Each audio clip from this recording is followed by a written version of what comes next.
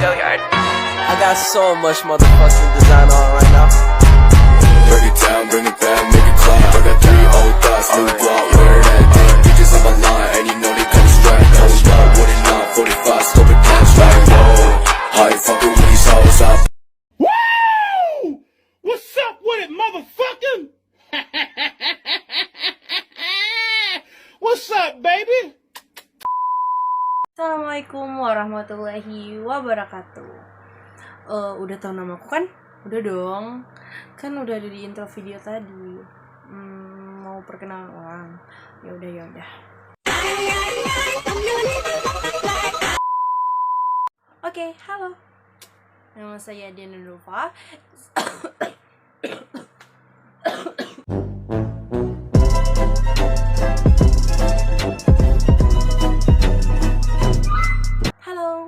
Nama saya Diana Nurulfa. Saya dari kelas 12 IPA 1. Saya berasal dari SMA Negeri 6 Balikpapan. Tujuan saya membuat video ini A few moments later. Tujuan saya membuat video ini karena ini adalah tugas dari mata pelajaran Bahasa Indonesia, yaitu ulangan lisan digital Bahasa Indonesia. Langsung saja kita mulai.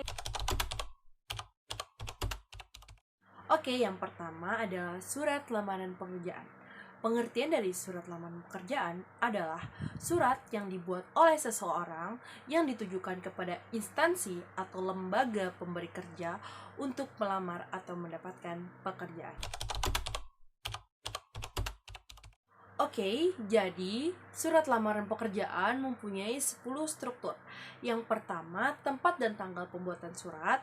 Yang kedua, perihal atau hal, isi atau maksud surat. Yang ketiga, lampiran. Yang keempat, alamat surat. Yang kelima, salam pembuka. Yang keenam, alinea pembuka. Yang ketujuh, isi. Yang kedelapan, penutup. Yang ke-9, salam penutup. Dan yang ke-10, tanda tangan dan nama terang.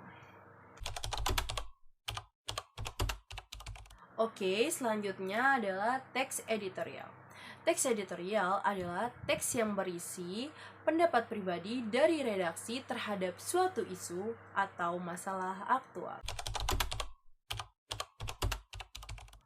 Oke, selanjutnya adalah struktur teks editorial. Struktur teks editorial memiliki 3, yaitu yang pertama adalah pernyataan pendapat atau tesis, yang kedua adalah argumentasi, dan yang ketiga adalah penegasan ulang. Selanjutnya, teks cerita sejarah.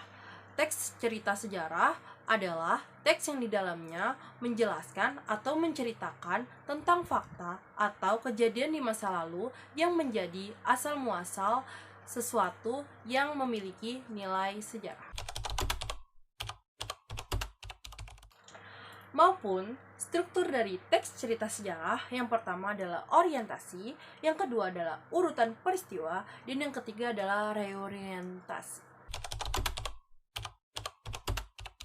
Intrinsik yang terdapat dalam teks cerita sejarah adalah yang pertama tema, yang kedua alur, yang ketiga penokohan, yang keempat sudut pandang, dan yang kelima latar.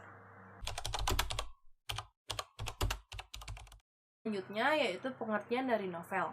Novel adalah karya fiksi prosa yang ditulis secara naratif dan biasanya ditulis dalam bentuk cerita.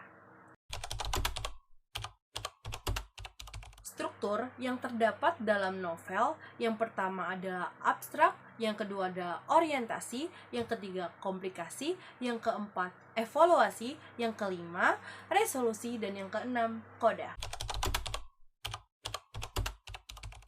Terakhir, saya akan menyebutkan unsur kebahasaan yang ada di dalam novel. Yang pertama majas, yang kedua peribahasa, dan yang ketiga ungkapan. Sekian dari pembahasan yang ada di video saya. Mohon maaf jika ada kesalahan dan kelebihannya. Sekian video yang saya buat, semoga bermanfaat bagi teman-teman semua. Mohon maaf jika ada kesalahan kata-kata. Saya akhiri. Wassalamualaikum warahmatullahi wabarakatuh. Thank you. 45, scope and cash like, whoa. How you fucking with these hoes?